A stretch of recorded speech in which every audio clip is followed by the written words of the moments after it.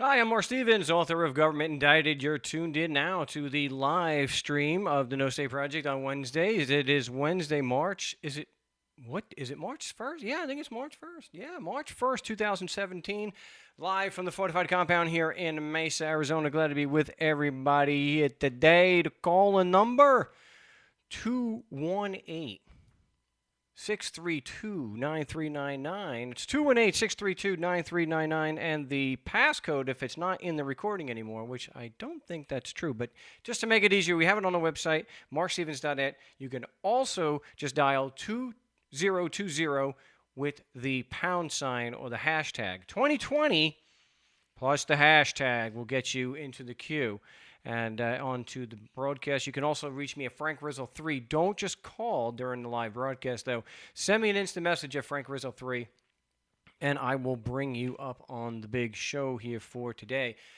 A lot of stuff to get to, especially since I'm not going to have a live broadcast again this Saturday. Again, I just keep traveling. I'm going to do my best to get recorded material, but we're going to have some new Call of Shames and have a number of videos. The Call of Shame, boy, this is a good one. This is a good one.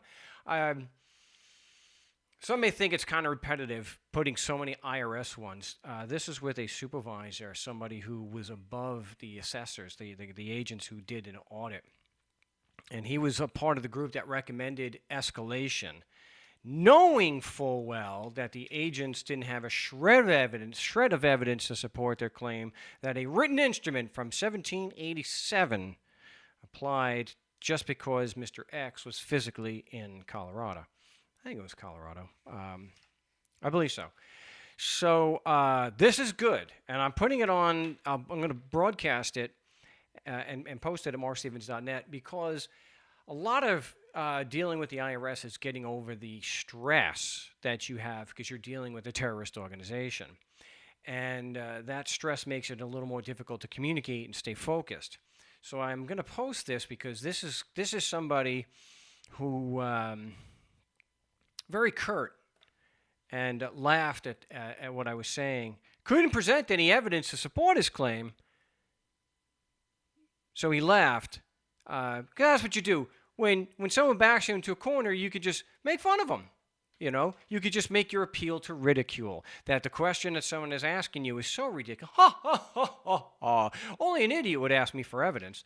Only an idiot would make a claim, insist it's true, and not have any evidence.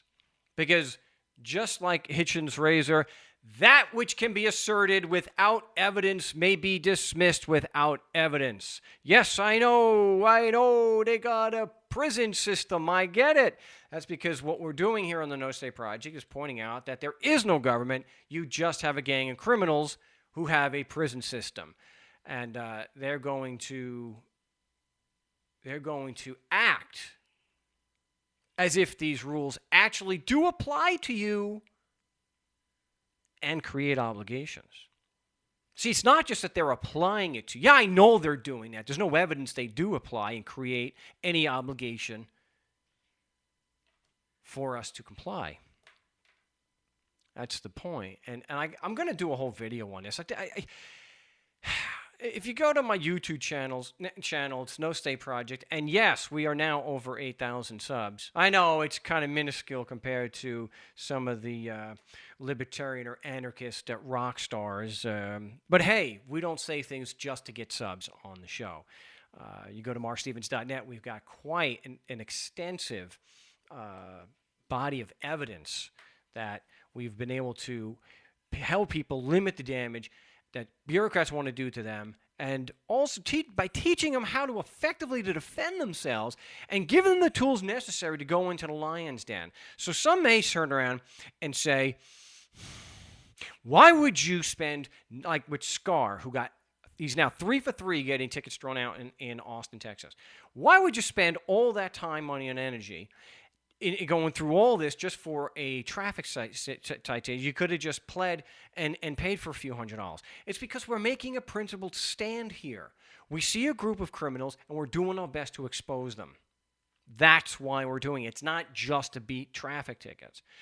So there are a number of critics that on the videos that you can still post comments on, because none of the new videos you can do that, because I'm not going to feed the trolls. If you want to comment on the videos, there's always a link in the description for the video, just like this video, that you can go to markstevens.net, and you don't have to register to post comments on the article, but you do have to register to post on the forum, which is not a big deal.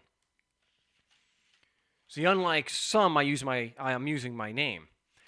Not hiding behind ICBM catcher, and even though he's blocked on my channel, he created a new channel and started spamming me again. Well, when you don't have any evidence, you don't have any logic, you got to resort to copy and pasting and spamming.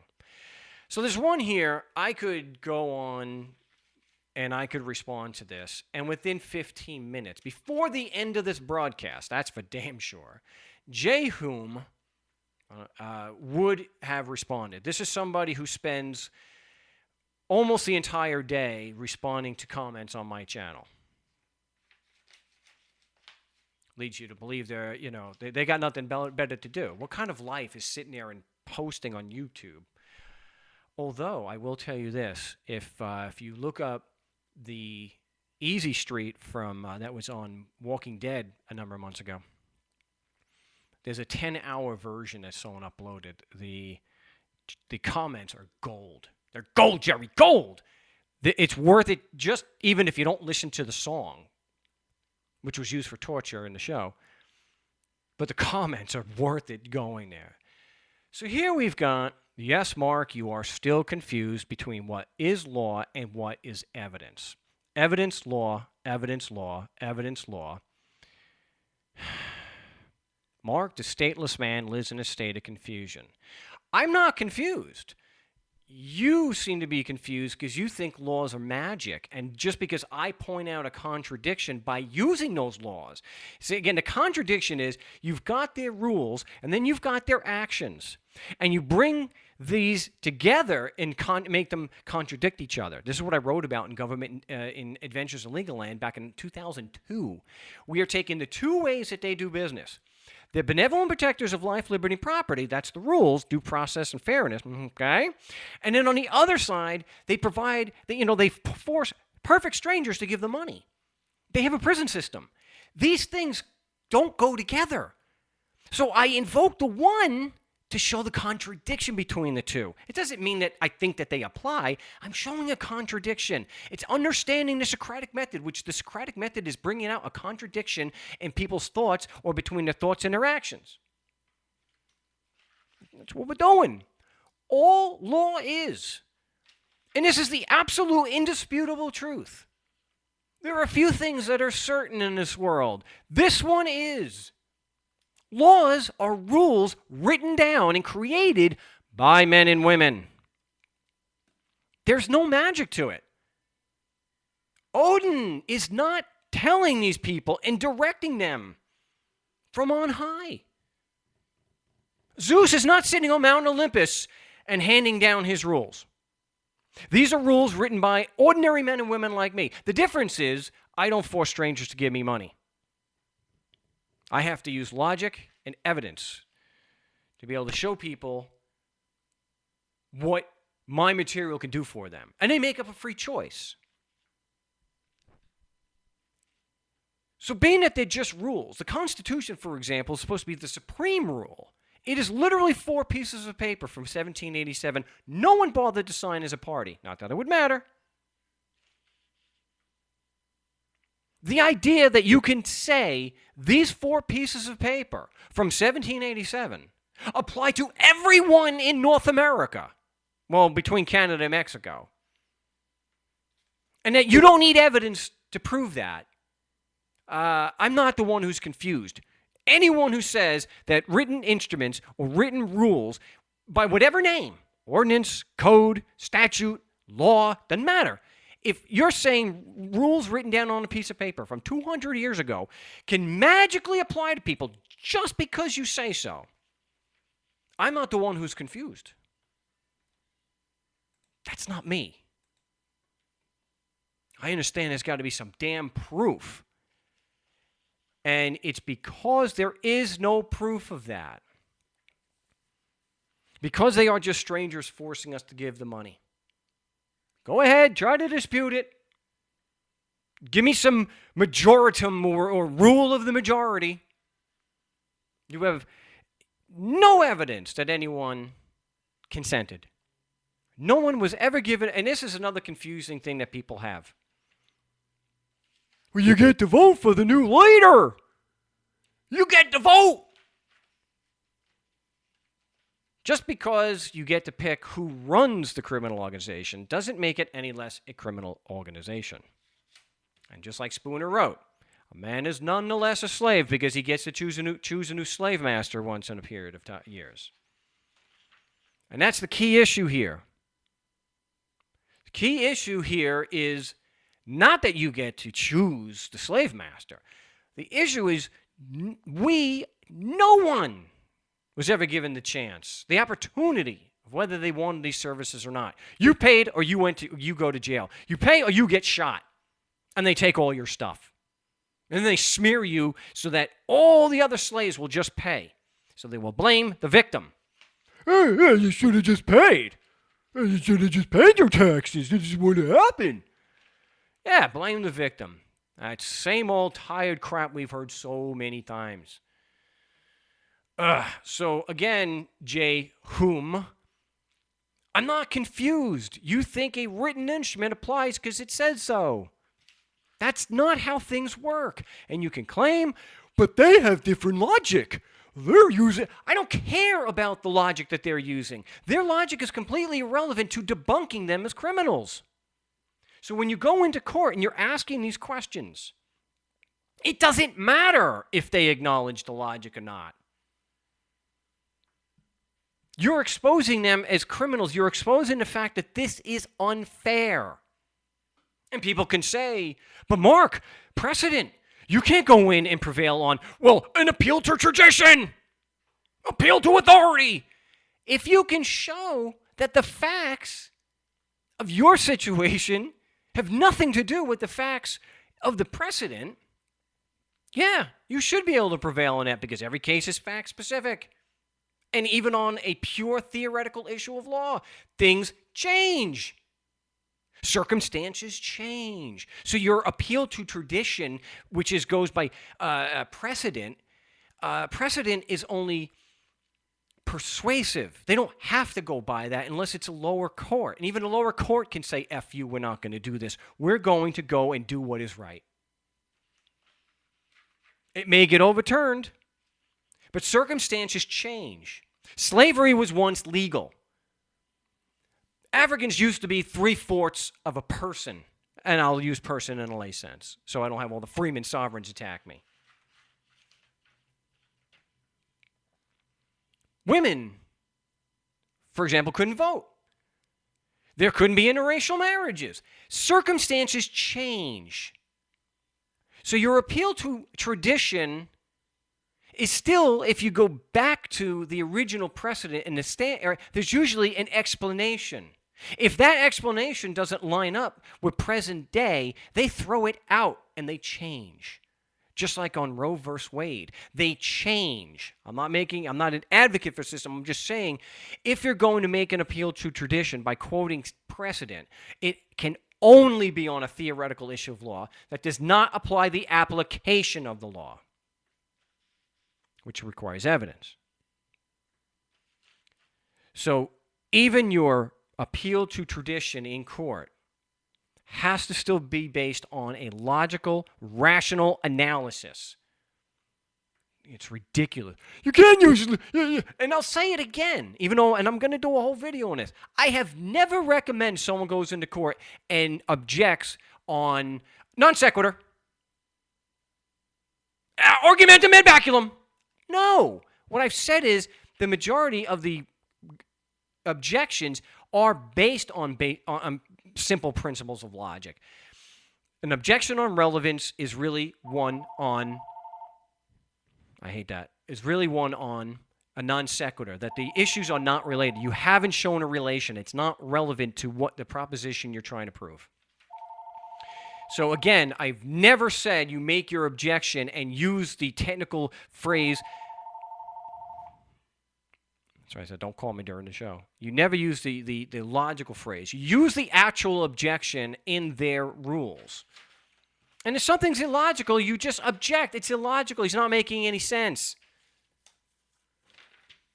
So it's kind of a straw man thing, and I know we all hate to hear that when people apply it to us. But when you turn around and say you can't make logical fallacy objections in court, duh, relevance, outside the pleadings, improper foundation, assumes facts not in evidence. Hello, that's circular logic right there. Assumes facts not in evidence. You're assuming you've already proven a proposition is true. You're assuming the evidence is already there. Okay. Let's get to a new caller. We have area code 218. You're live on the No Stay Project. What's your name? Where are you calling from? Hey, Mark. Will from Minnesota. Will from... Wow, it's a lot... I tell you right now, it's a lot warmer here than what you guys got up there. Well, it's been pretty pleasant, actually. It's up in the 40s. Oh, good Lord. I cringe just to think about that. I mean, when you're from here, 40 degrees, people are running around in T-shirts. And that's true. You probably don't have to use the Skyways if you're actually in Minnesota or St. Paul. No, I'm way up north. Oh, it's even worse then. Well, at least they have the Skyways when you're in the city. Otherwise, people would just be, people like me would just be dying. Yeah, I'm about 80 miles south of Canada. Wow. That's a different type of cold, my friend. Well, what can I do for you today, Will? Well, I got a situation going. I just became eligible for my pension because of a disability, and I'm trying to talk with these people, and they're under the assumption that automatically 20%, because I wanted to take it all at once and use it for something, and buying some real estate. And they're trying to tell me that automatically 20% right off the top, and possibly 30% is what they're going to do, and I'm trying to thwart that effort. Who's the pension with? Is it a private pension or is this some kind of government pension? Well, it was a union pension, which is private. It's not a government. I was in the union for about 20 years, and every time you work a job, they send so much of your money off to this pension, and it collected. It's a substantial amount. It's under $100,000, but it's still up near 70. And I just want to get the money in my pocket. And am I going to have to just bite the bullet and let them take 20% and send me the rest? Or is it 20% of withholding for the IRS? Is it tax withholding? Yes. Yeah, that's going to be pretty tough because if they didn't do that, the IRS could issue a withholding order, and once that becomes set in stone, if you're not able to stop that, it's probably impossible to get it overturned.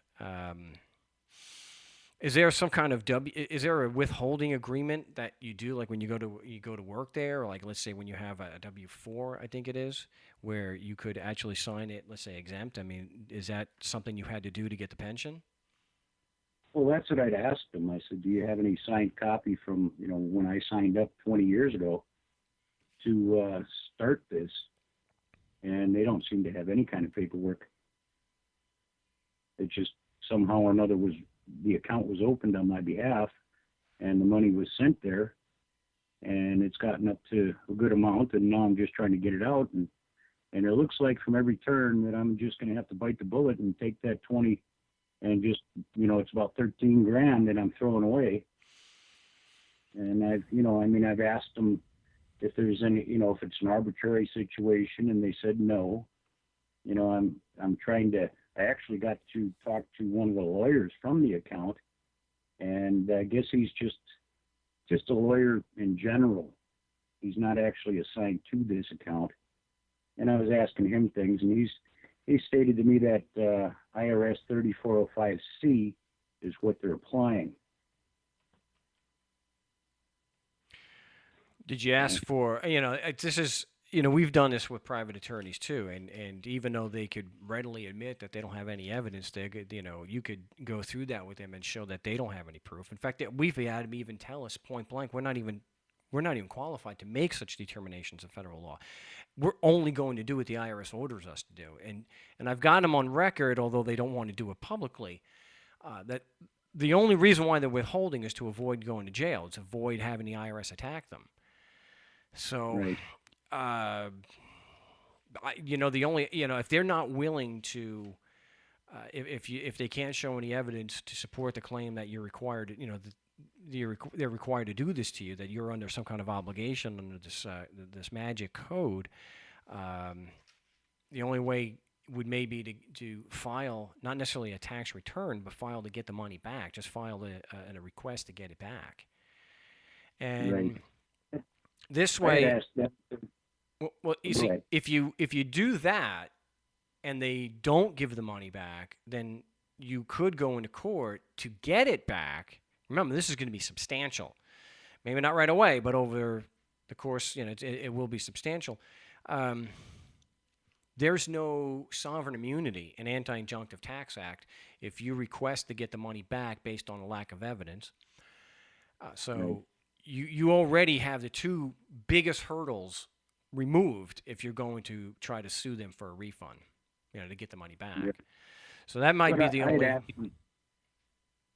I had asked them if there's any kind of an administrative hearing that I can go to, or and try to at least bring it up. Well, you'd have to do something with the union, but the IRS is, as far as I know, is unless there's some kind of letter, I can't remember what it's called, but it's basically before a withholding order it comes down. Yeah. There's no administrative, hearing available with the IRS. It'd be nice if you had something like that under the Title V, the Administrative Procedures Act. If you could get an administrative hearing against the IRS for the IRS to pony up the evidence that this written instrument applies to you and authorizes them to take this money from you, or to force the union to do that. But they have weaseled out of that with their in-house hearings in that horrible place called the tax court. Right. So you could Right. try sitting down again with the lawyers, and maybe if you wanted me to help with that, we could discuss that off air, and maybe I could speak with the lawyers. So at least what you would have if you're going to request a refund from the IRS is they are doing it just to avoid going to jail, not because there's any proof that they're required to do it. Right. Right. Because I'd asked them, if there's anybody with firsthand personal knowledge at the, if it's an operating assumption, if they have any facts of applicability, I ran a couple different questions past. They had a lawyer call me back, and he was just, of course, the matter of factly, that's just the way we do it. That's And, that's at their appeal to tradition. right. You see, there's an old saying about that, old story, and there's no truth to it that it actually happened, but it makes the point, and that's where a newlywed couple are having they're making dinner, and they're having ham, and the wife cuts the ends off the ham, and the husband's bewildered. He says, "What the hell are you doing? Why are you doing that?" She says, "I don't know. My mother. It's just that's the way my mother did it." So they see the mother a week or so later, and they decide to ask her, "Hey, Mom, why do we always cut the ends off the hams? I have no idea. I'm just doing what my mother did." So Grandma is actually still alive. So they make a call to Grandma, and they say, "What the hell is why are you cutting the ends off the ham like that?" She says, "Oh, the ovens were too small back then."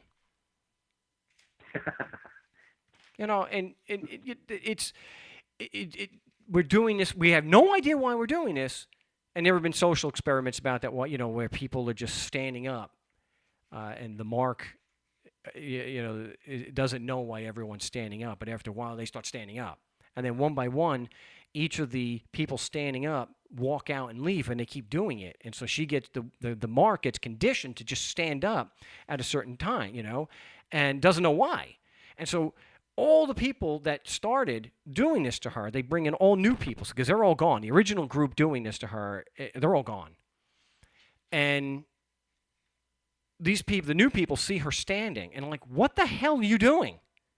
She's just, I don't know. That's just what was being done. Hmm. There's no logic necessarily. You don't know, and the situation could have changed, like the oven's getting bigger. So I would, I mean, I can help, but you want to keep it where you got to get some common ground. You have to understand where they're coming from. Is it do you are you under the impression? Were you operating under the presumption that the Constitution, which is just a written instrument from 1787, applies to me in some way? Right. That's kind of what I was getting at with that guy on the phone when he called me, because I couldn't get anywhere with just the administrative lady, and she kind of got a little flustered with me, and I didn't want to really get anybody mad on that end, because then I might have trouble just trying to get the money at all. So Maybe. Well, what I would suggest doing too, in addition to calling them, I would call the IRS, and I'd start getting a record with them. So this way, if you have to request a refund, which you're probably going to have to, your right, basis for doing that is the company, the union's only doing this to avoid going to jail. They're not making any right. legal determination. They're doing this to avoid you Well, attacking them. And then the IRS has no idea either. And I just use an example of this guy Pete Lazowski I spoke with a couple weeks ago. They have no, the supervisor. They have no idea. So you could put in there the company's doing it to avoid going to jail. Because of the IRS, they don't want the IRS attacking them, and the IRS, no one has any evidence whatsoever to support this, other than the prison system. right. I'm pretty familiar with the Call of Shames and stuff. You and I did one to Minnesota Oh, a okay. couple of years back. I was actually at work when I got the call, called you, and we talked to the IRS agent, and they were just, it was on a Call of Shame. Oh, okay. Oh, great. I mean, it's okay. So you know the deal. Right. I'm just, I mean, since this is a private corporation, I'm trying to see now the union is pretty much, once they okayed it to be paid out, they just backed off entirely because they know me, and they know that I haven't had any kind of dealings with the IRS formally since I started with the union back in '97. I mean, but I just hate people stealing my money. I mean, Sure.